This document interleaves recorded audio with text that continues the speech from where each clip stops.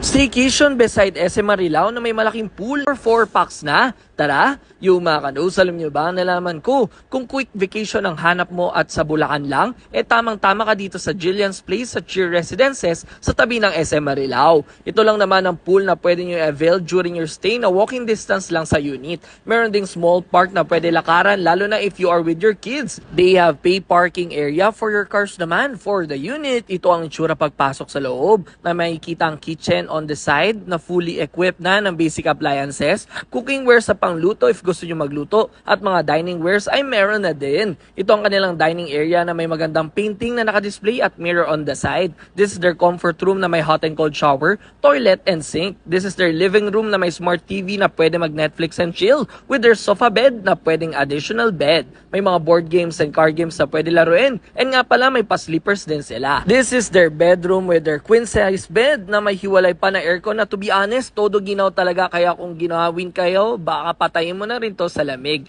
They have provided towel and complimentary toiletries na din. And for the rate, screenshot nyo na lang ito. O ano pa hinihintay nyo? Tara na at mag-staycation sa Jillian's Place sa Marilao, Bulacan. Let's go!